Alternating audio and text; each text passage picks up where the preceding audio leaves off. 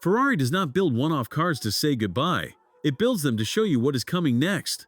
The HC25, revealed yesterday at Circuit of the Americas in Austin, Texas, is the latest creation from the Special Projects program, and it is built on the bones of the F8 Spider, the last open-top Ferrari to carry a non-hybrid twin-turbo V8 in a mid-rear position. That platform went out of production years ago. But here it is again, wearing a body that looks nothing like the car it came from. The Special Projects program is how Ferrari builds cars for its most privileged clients. One customer, one car, roughly 2 years of development alongside the design studio in Maranello. The HC25 is not a concept and it is not a limited run. It exists as a single unit, and nobody else will ever own one. What immediately hits you is the scale of the redesign. The HC25 is nearly 6 inches longer than the standard F8, just over an inch wider, and sits almost an inch lower.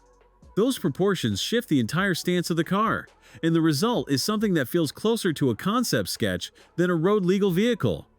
A glossy black band wraps through the midsection, running from the rear wheel arches forward over the doors and curving back into the engine cover. Ferrari says it houses the radiator intakes and heat extraction, but the visual effect is what stays with you. It splits the body into 2 volumes, front and rear. It makes the car look like it was designed in 2 pieces and then joined by something functional. The headlights are completely bespoke. Ferrari developed new modules specifically for this car, and the result is one of the slimmest headlamp designs the company has ever produced. The daytime running lights are vertical for the first time on any Ferrari, shaped like boomerangs and positioned along the front wing edges. At the rear, the taillights are equally thin, sitting inside vented cutouts above a large rear diffuser with rhombus-shaped exhaust finishers replacing the F8's round tips. The body is finished in matte Moonlight Grey, and the contrast against the glossy black band is deliberate and dramatic. Yellow accents appear on the Ferrari shields, the brake calipers, and inside the cabin. Underneath all of that, the powertrain is pure F8. The 3.9-liter twin-turbocharged V8 produces 710 horsepower and 568 pound-feet of torque, driving the rear wheels through a 7-speed dual-clutch gearbox. 0 to 62 miles per hour takes 2.9 seconds.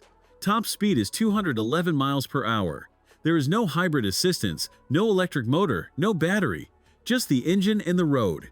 Inside is where the HC25 shows its limits.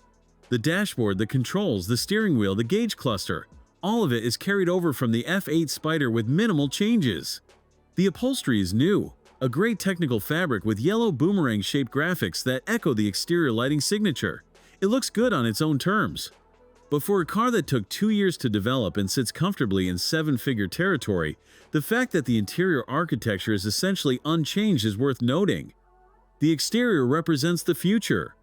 The interior belongs to the past. That tension is actually what makes the HC25 interesting.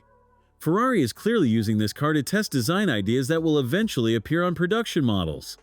The headlight technology, the vertical DRLs, the surfacing language, all of it echoes the F80 in the 12-cylindry, but pushes further. For anyone paying attention, the HC25 is less a farewell to the V8 and more a preview of what Ferrari plans to look like in 3 or 4 years. The fact that it happens to be powered by one of the great naturally aspirated, turbocharged V8 engines of its generation only makes the whole thing harder to ignore.